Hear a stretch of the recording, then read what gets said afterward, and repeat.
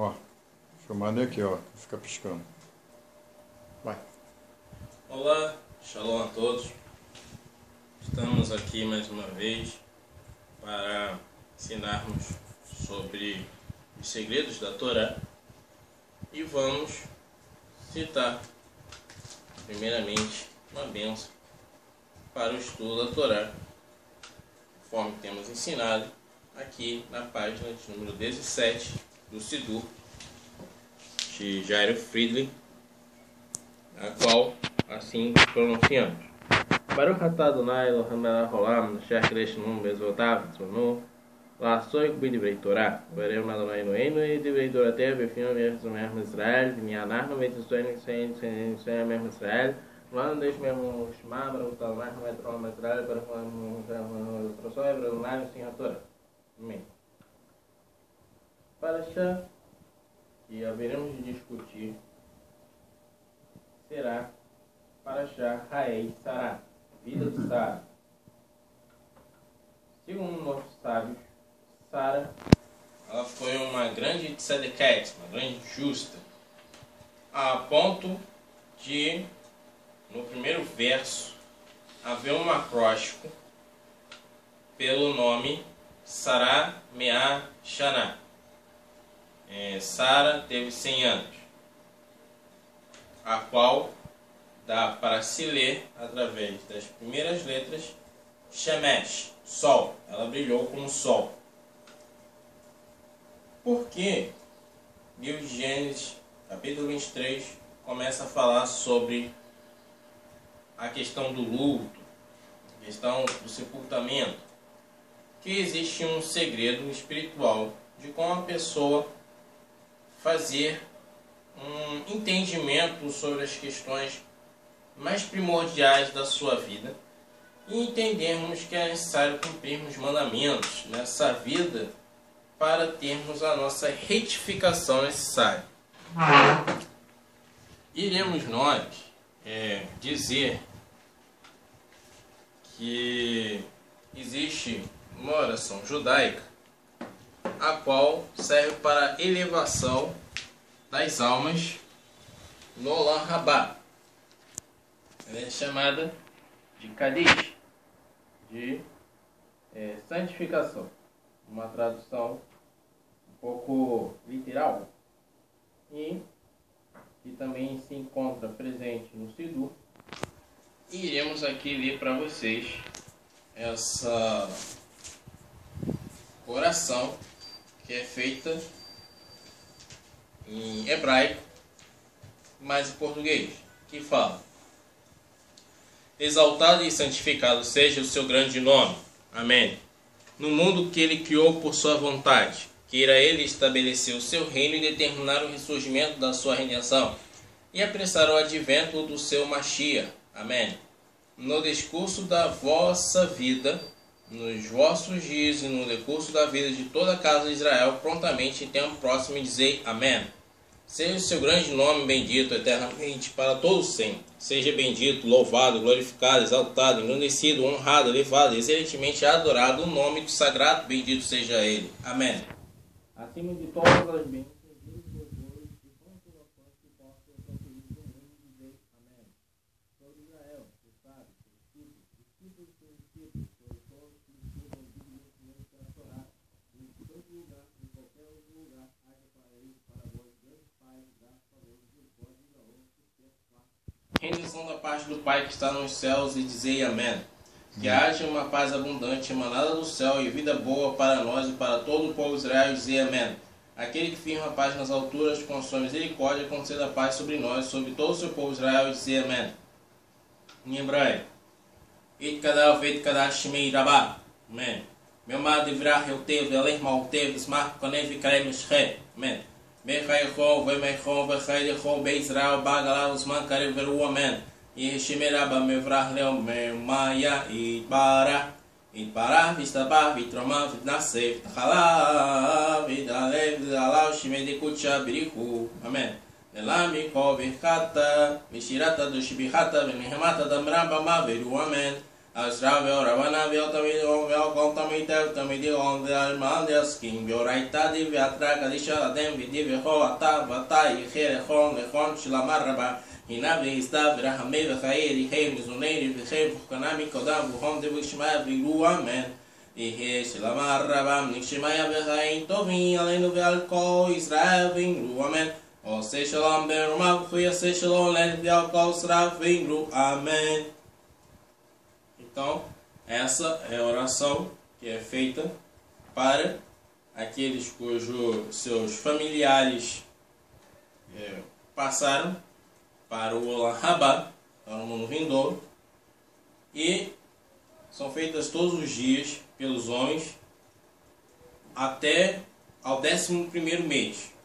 No 12º mês não é feito mais esse tipo de oração, e as mulheres geralmente, os parentes, homens, é que fazem por elas. Não elas fazem por si mesmas. Segundo o Shulchan Aruch, a mulher não faz essa oração na sinagoga diretamente.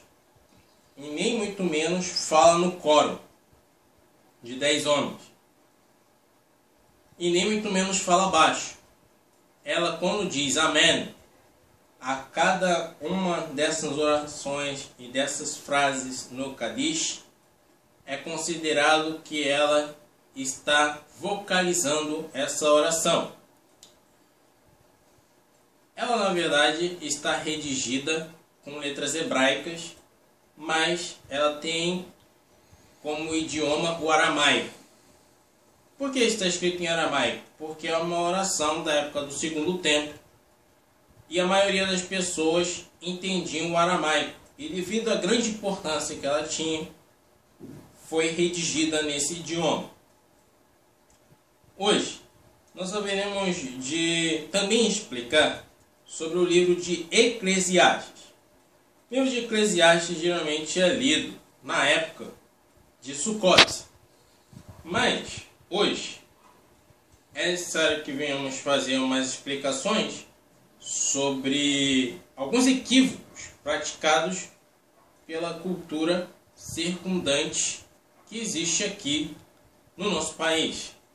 Então, pessoas leem e às vezes não entendem esse importante livro. Livro de Coelete, o livro do Pregador, livro de Salomão. Os sábios nos ensinam que existem 3 livros de Salomão: Provérbios, Eclesiastes e Cânticos dos Cânticos. Cada um equivalente a uma das sefirotes, a uma das 3 sefirotes superiores que revelam a sabedoria. Shir HaMalot foi escrito numa sabedoria muito alta, Hormá. Por isso seus versos, aparentemente falando de um casamento, de um noivado, na verdade ali tem segredos profundos da relação entre a alma do homem e o seu Criador. Depois vem o livro de Eclesiastes. O livro de Eclesiastes ele foi escrito com uma profunda sabedoria existente na Sefirá de Biná, onde a gente tem que aprender a separar o santo do profano. E o livro de Provérbios foi escrito com Da'at, conhecimento. Por quê? Porque cada verso ele tem uma espécie de comparação entre 2 realidades e uma conclusão. Então, a primeira coisa é quando Salomão diz: tudo é vão, tudo é fútil. Futilidade das futilidades, sim, tudo é fútil. No livro Anatomia da Alma, existe um comentário sobre essa futilidade. O que Salomão estava querendo dizer? Num capítulo que trata sobre vida e morte, capítulo 48, página 467, segundo o Midrash Kohelet Rabbah, quando é dito essas futilidades, temos 7 futilidades, equivalentes a 7 fases da vida do ser humano: o beber, primeira fase, a segunda a infância, a terceira a puberdade ou pré-adolescência, a quarta a adolescência, quinta a juventude, a sexta a meia-idade e a sétima a velhice. O que ele está querendo ensinar é que tudo passa muito rápido na vida do ser humano. E a conclusão de Eclesiastes fala, qual é a conclusão? O que é necessário a gente fazer como ser humano? Cumprir os mandamentos divinos.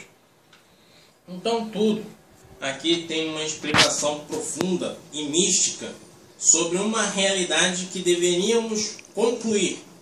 Como se fala? Faz-se uma geração e vem outra, perdura somente a terra, nasce o sol, depois se põe, etc. Além de ele estar passando conhecimentos que hoje se estudam em astronomia, geografia, e as crianças aprendem de uma forma secular, aqui Salomão ele deu uma verdadeira aula de astronomia e geografia, embora a pessoa não venha ter a percepção sobre isso, porque o Tanar, a Bíblia, são como se fosse anotações de um professor para ele se lembrar do que deu aula. Então, quando você abre lá o diário do professor, está lá escrito, por exemplo, coordenadas geográficas.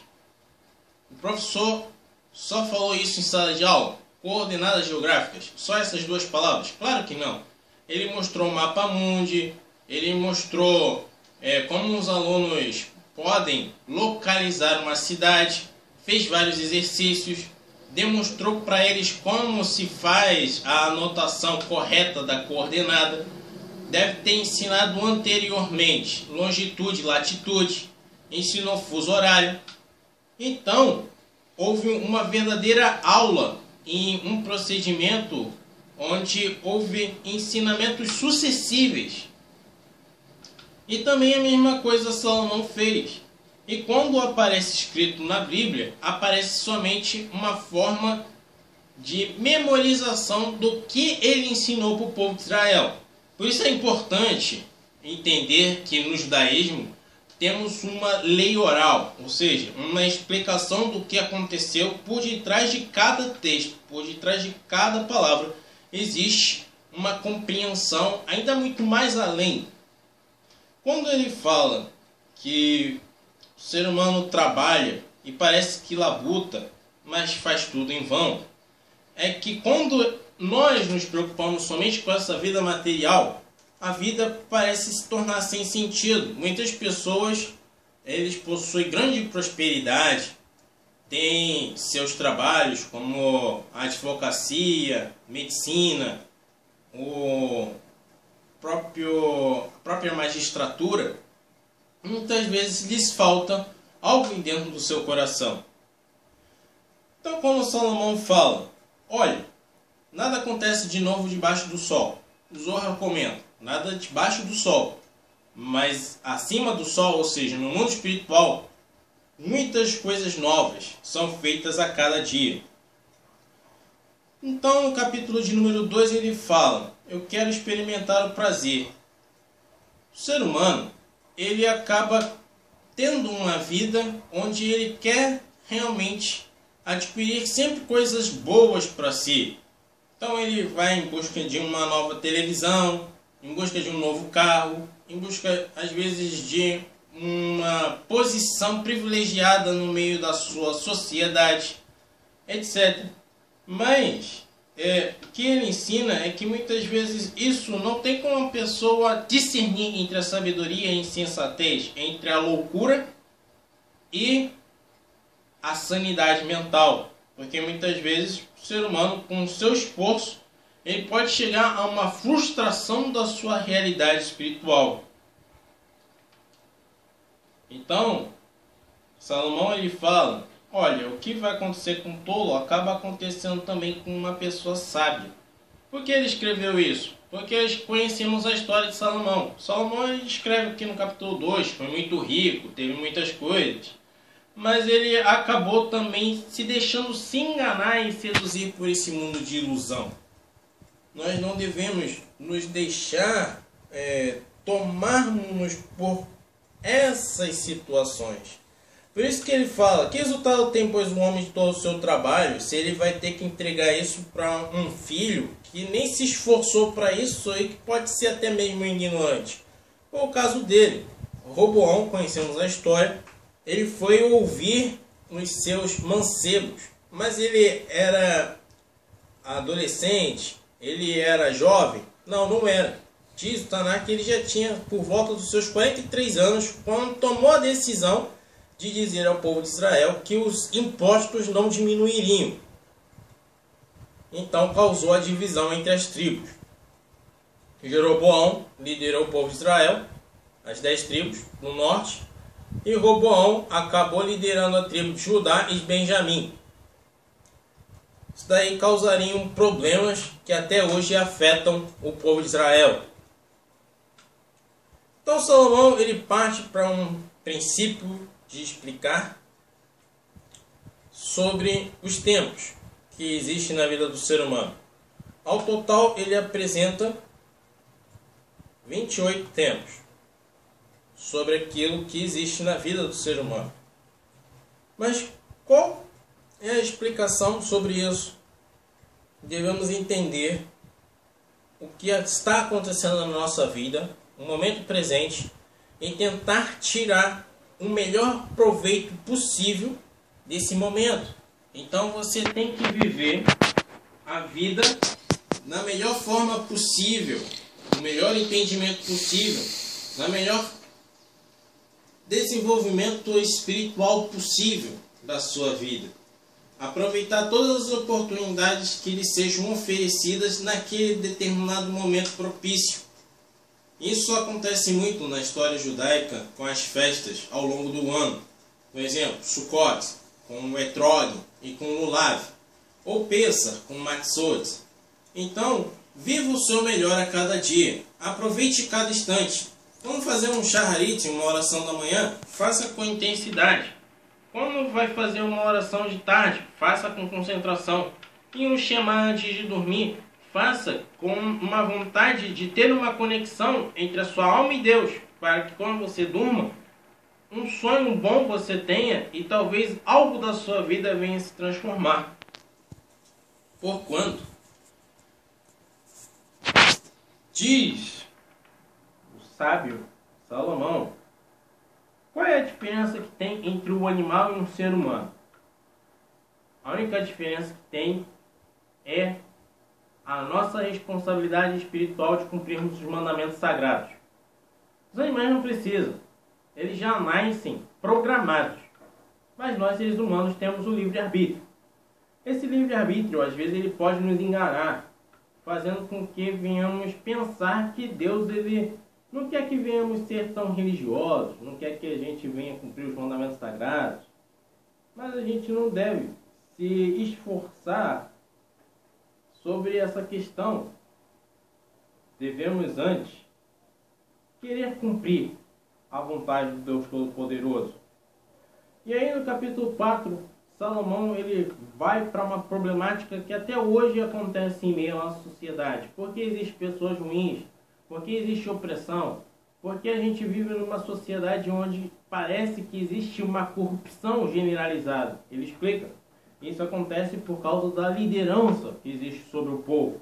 Quando uma liderança ela acaba corrompendo-se e recebendo subornos, presentes, para que aquelas pessoas venham estar liderando sobre o povo, como é muito de praxe entre as nações, então existe ali uma forma de manipular a população, excluí-la de uma justiça social. Então, diz ele, percebi então que isso é uma coisa fútil. Em meio à nossa sociedade também existe aqui uma questão muito problemática, que é sobre o casamento, que Salomão também levanta e nos adverte, dizendo que uma pessoa sozinha, ela até pode se tornar rica, pode trabalhar muito, mas caindo doente, quem cuidará dele? O pai ou a mãe? Então a pessoa tem que entender sobre um princípio prático do judaísmo, que a família é algo a qual foi estabelecida por Deus, e por isso Deus começa a sua obra de religião judaica através da família de Abraão. Porquanto também é ensinado sobre uma corda de 3 fios não pode ser rompida facilmente. E os nossos sábios se referem a 3 mandamentos básicos sobre a vida de um homem. A mezuzá, que é um estojo que fica na porta com o Shema Israel. O tzitzit, que são franjas nas vestes. E o tefilim, que são caixinhas que têm textos sagrados colocados sobre a fronte e em cima do músculo do braço. Agora, quanto às mulheres, cozinhar as halot de Shabat, acender as velas de Shabat e as leis da pureza familiar. Como o homem cumpre essas 3 particularidades judaicas masculinas, mezuzá, tefilim e tzitzit, e a mulher cumpre essas 3 particularidades judaicas do mundo feminino, que é a pureza familiar, o acendimento das velas do Shabat e as halot, o pão cozido para a ceia de Shabat. Essas 2 pessoas têm uma probabilidade ínfima de se deparar com uma loucura mental que o levará à insensatez e à prática de um pecado, de uma transgressão. No Tânia se ensina, livro Hasídico, do primeiro Rebbe Lubavitch, século XIX, se explica ali claramente que as pessoas pecam porque um espírito de insensatez e loucura elas dão lugar ao seu coração para achar que Deus ficou um pouco momentaneamente afastado desse mundo. Então eu vou querer praticar minha própria vontade. Isso não é uma coisa boa. Por isso Salomão ele nos adverte que mais valor tem um jovem pobre, porém sábio, do que um rei idoso e tolo. O que ele está querendo dizer? Nós seres humanos temos Yetzer HaTov, a inclinação boa, e Yetzer Hara, a inclinação má. A inclinação má, ela nasce com a criança. E por isso é um rei velho, mas tolo. Por quê? Porque está em nossa geração dominando o nosso corpo e nos levando a somente buscar prazeres, e prazeres esses que podem levar à destruição da nossa alma. A boa inclinação, na tradição judaica, se inicia quando a gente faz a festa de Bar Mitzvah, aos 13 anos de idade para homens, Bat Mitzvah, 12 anos para as mulheres. Então, a partir desse momento, se começa a cumprir os mandamentos de forma legal. Então, é considerado a um jovem, porém sábio. Por quê? A pessoa começa a ativar em suas vidas os mandamentos sagrados, que vai o separar do mundo onde a impureza é uma característica peculiar. Também ele ensina: guarda o teu pé quando te dirigires à casa do Eterno, prontifica-te para obedecer mais do que oferecer sacrifícios. Sabemos que Salomão edificou o templo sagrado. Na nossa geração existem as sinagogas, porquanto o judeu ele sempre preza por fazer orações em suas sinagogas, orar a Deus, buscar a Deus, e não tornar as coisas materiais como um fim a ser alcançado. Não. Isso é somente um meio para você aprender a servir o Todo-Poderoso. Por isso Deus fez os profetas e algumas pessoas dos patriarcas ricos, porque tinha como objetivo cumprir mandamentos. No capítulo 5, Salomão fala para tomarmos atenção e cuidado com as nossas palavras, para que não sejamos precipitados e depois não venhamos a ver de receber um juízo devido a isso. Então, ele pergunta sobre a multiplicação dos bens. Para que serve a multiplicação dos bens? Muitas vezes a pessoa pode até perder seu sono, quando fica muito preocupado em acumular riquezas. Também ele ensina, assim como do ventre de sua mãe sairá nu, terminará seus dias sem nada ter em suas mãos como resultado de sua labuta.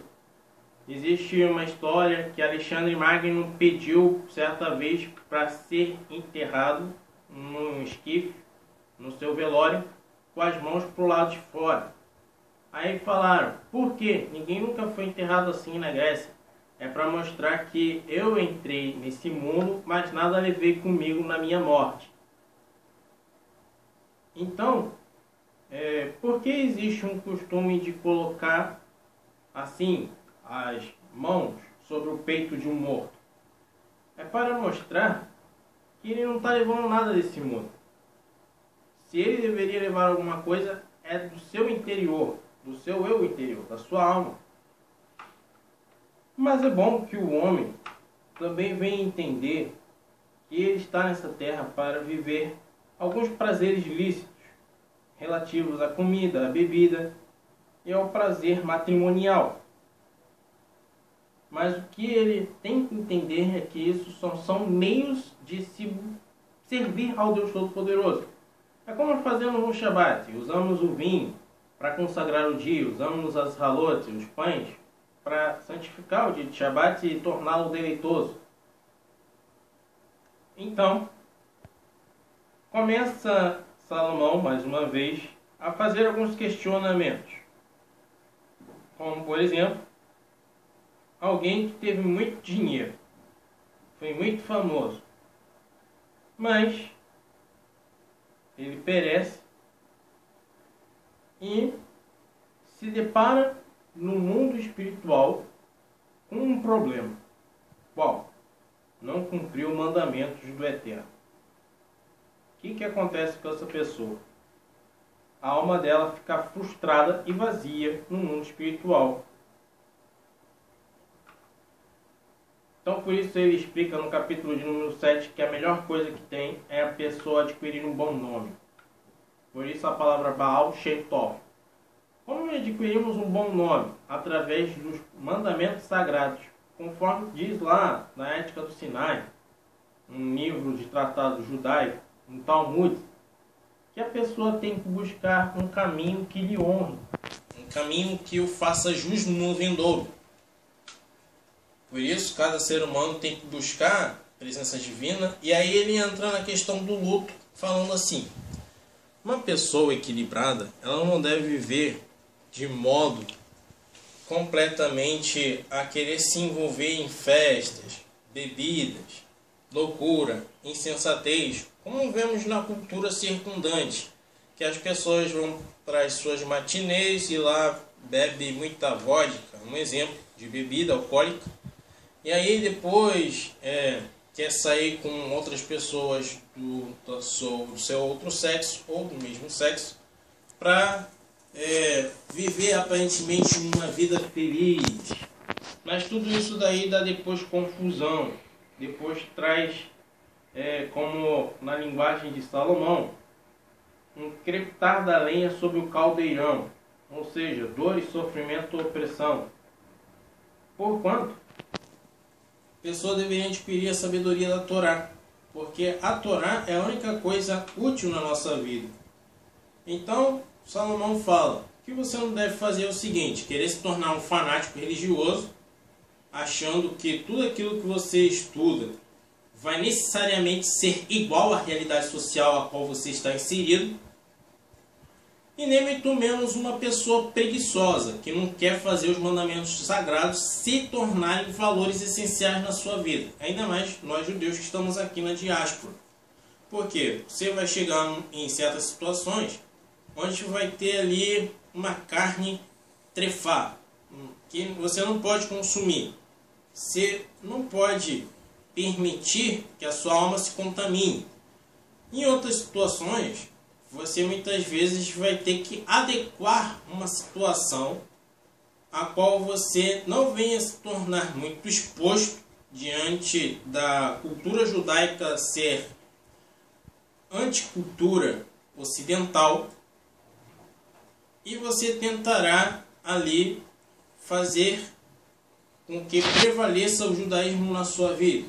Por exemplo, Em certos lugares, você não pode andar com kippah à mostra.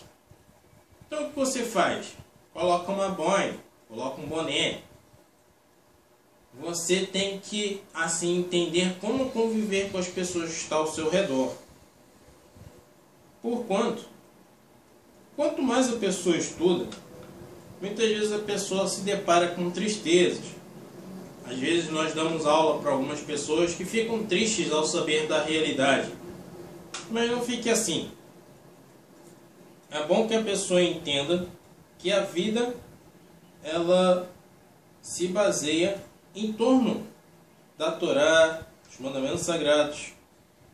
E assim ele venha se tornar feliz por cada momento de cumprimento dos mandamentos.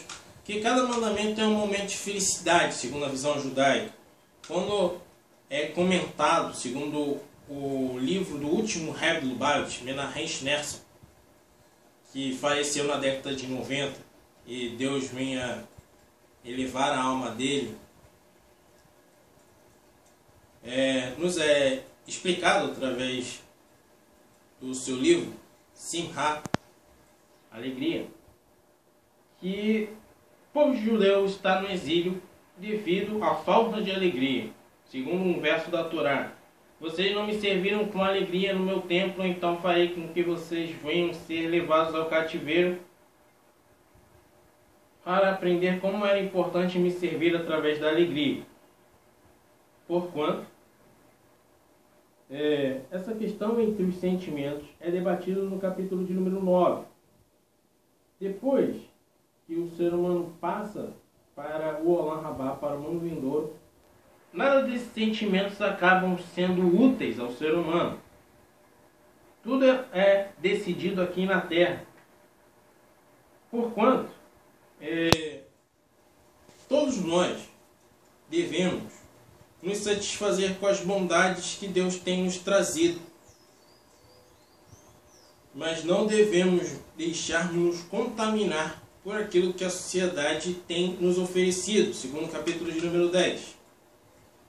Porquanto, se nós viéssemos nos esforçar, conforme o capítulo 11, jogar o teu pão sobre a superfície das águas, etc., que era um ajudar o outro, haveríamos de alcançar uma doce luz e um bom olhar para contemplarmos o nível de Shemesh, ou seja, o nível do Sol. E qual é o nível de Shemesh? Conexão direta com Raiz Sará. Porquanto, se nos rejubilássemos e nos alegrássemos nessa juventude, a nossa velhice seria ditosa, conforme o capítulo de número 12. E quando partíssemos para o Olam Rabá, entenderíamos essa preciosa lição, conforme conclui o livro de Eclesiastes, tendo sido devidamente estudado, eis a conclusão final. Teme a Deus e guarda suas mitzvot, seus mandamentos, pois nisso consiste todo o dever do homem. Porque todos os fatos, mesmo mais ocultos, quer sejam bons ou maus, finalmente serão por Deus julgados. Então a conclusão final é que nós devemos cumprir a Torá. É esse o ensinamento de hoje. Que o Mashiach venha se aproximar, abrir o intelecto de todos nós, reconstruir o terceiro templo e fazer com que todo o povo de Israel seja reunido na sua terra sagrada. Amém. Amém.